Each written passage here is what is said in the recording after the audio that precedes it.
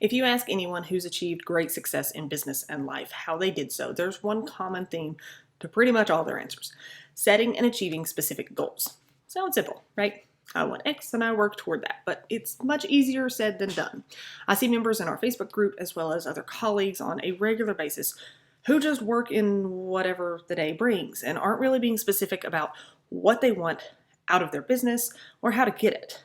But this is actually a massive holdup for a lot of businesses and the reason they don't really move forward, and unfortunately leads to a lot of people quitting altogether. But I'm here to stop that and not just say that setting goals is important, but give you some steps to make sure your goal setting is as effective as possible.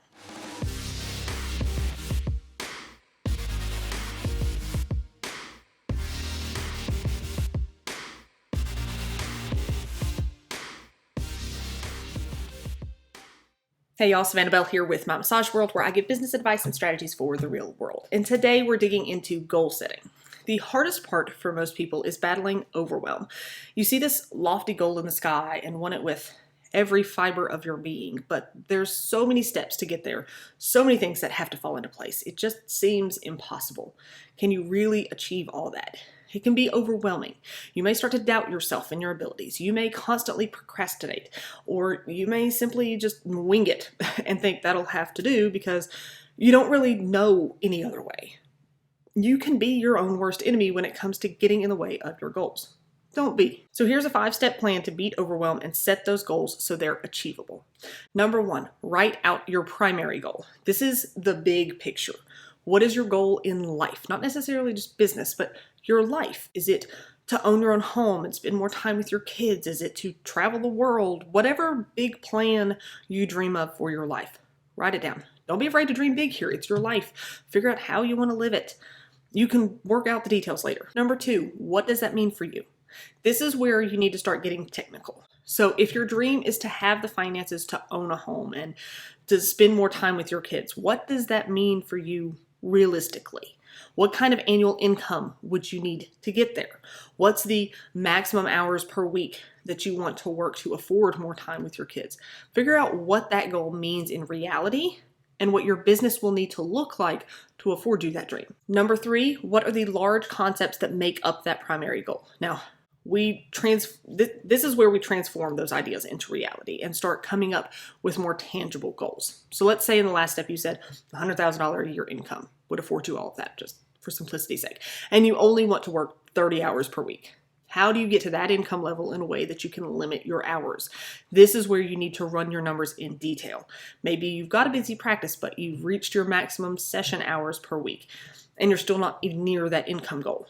So one option could be to expand your business to hire more therapists so you can manage things more and not be so dependent on an hourly session rate. Whatever the case is, figure out those broad concepts to that primary goal. Then number 4, you're going to break that down into smaller and smaller and smaller goals. Here's where we work out all those details. Let's say you decide to bring on more therapists, still see some clients, but take on more of a managerial role. How do you get to the point of being able to put that into action? You break it down. Those large goals can be overwhelming, so break each one down into smaller and smaller goals to make it more manageable. More than likely, you can't just go out and hire 10 therapists and transform your business overnight and be successful. It's a slow process. First, you bring on one other therapist. Set the goals surrounding that. Write out what you want in a therapist and list places you can look to find that sort of person. Plan whether you need a renter or employee and all the details surrounding that. Work up all the paperwork, the policies and contracts that you're going to need. Coordinate the space for this therapist.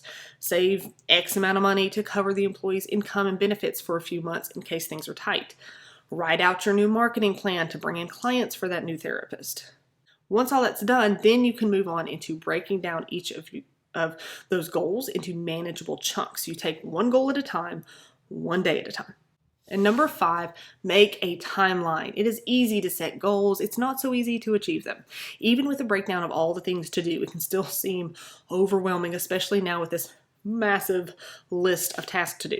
This is when creating a real plan comes into play, and making a realistic timeline is crucial for that.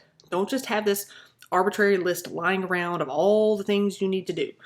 Put each one into your calendar with hours marked off to work on that particular small goal and have deadlines in place. Treat yourself like you would an employee. Hold yourself accountable for getting each done by a certain date. Putting it into your calendar and having deadlines will make it all much easier to manage so that every day and every week you're working on building that road to your primary goal. If you truly want to succeed, as I think we all do, setting goals is crucial, but taking the steps to achieve those goals is what counts more than anything. So go for it. Reach for the sky and start building the ladder to get there, one rung at a time.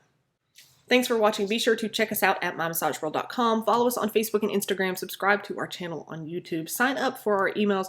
Join our Facebook group. And keep an eye out for updates, business tips, free content, and all kinds of other goodies to help you grow your massage practice. See you next time.